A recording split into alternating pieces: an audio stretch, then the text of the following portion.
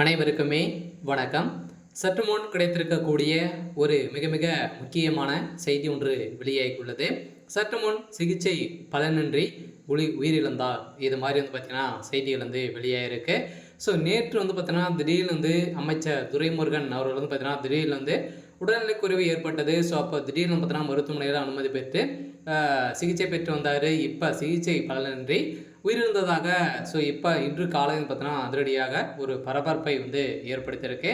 சில திமுகவுடைய தொண்டர்கள் அனைவருமே பார்த்தீங்கன்னா பெரும் சோகத்தில் ஆழ்த்தியிருக்கு. சில முதல்வர் ஸ்டாலின் அவர்களும் பார்த்தீங்கன்னா வருகை தந்து ஒரு உடல்நிலைக்கு மரியாதை செலுத்தியதாக ஒரு தகவல் வெளியாக இருக்குது. ஸோ இதை பற்றி இந்த வீடியோவில் நம்ம முழுமையாக பார்க்கலாம். ஸோ அதுக்கு முன்னாடி நம்ம சேனலுக்கு இப்போ தான் நீங்கள் முதல் முறையாக வந்திருக்கீங்க அப்படின்னா மறக்காமல் நம்மளுடைய சேனலை சப்ஸ்கிரைப் பண்ணி சப்போர்ட் பண்ணுங்கள்.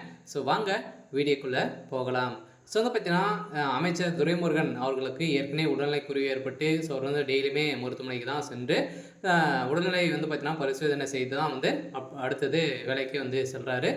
இந்த நிலையில் அமைச்சர் துரைமுருகன் என்னாச்சு அப்படின்ற மாதிரி தான் நேற்று திடீர்னு பார்த்தீங்கன்னா நெஞ்சுவலி ஏற்பட்ட காரணத்திலாம் பார்த்தீங்கன்னா சென்னையில் உள்ள அப்போலோ மருத்துவமனையில் அமைச்சர் துரைமுருகன் அனுமதிக்கப்பட்டு திமுகவுடைய வட்டாரத்தில் பெரும் பரபரப்பை ஏற்படுத்தியது.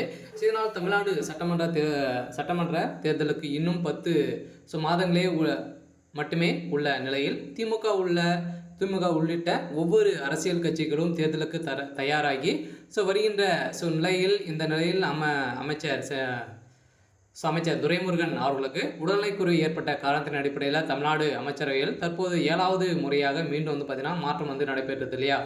இதுல பார்த்தீங்கன்னா அதன்படி சட்டத்துறை அமைச்சராக ரகுபதி அவர்கள் இருந்திருந்த நிலையில் திடீர்னு இப்போ பார்த்தீங்கன்னா ரகுபதி அவர்களுடைய பதவி பறிக்கப்பட்டு அமைச்சர் துரைமுருகன் அவர்களுக்கே பார்த்தீங்கன்னா கொடுத்துருக்கக்கூடிய நிலையில் தமிழகத்தில் திமுகவில் பார்த்தீங்கன்னா ஒரு பெரும் பரபரப்பையும் ஏற்படுத்தியிருந்தது. இருந்தாலுமே இதை தொடர்ந்து திடீர்னு பார்த்தீங்கன்னா இதன் காரணமாக பார்த்தீங்கன்னா அமைச்சர் துரைமுருகன் அவர்கள் பார்த்தீங்கன்னா சட்ட கூடுதலுக்கு முன்னாலேயே பார்த்தீங்கன்னா திடீர்னு மருத்துவமனையில் அனுமதி பெற்று சிகிச்சை பெற்று வந்திருந்த நிலையில் அவருக்கு இல்லாத அமைச்சராக மாற்றப்பட்ட இருக்கக்கூடிய நிலை உருவாகி இருக்கு.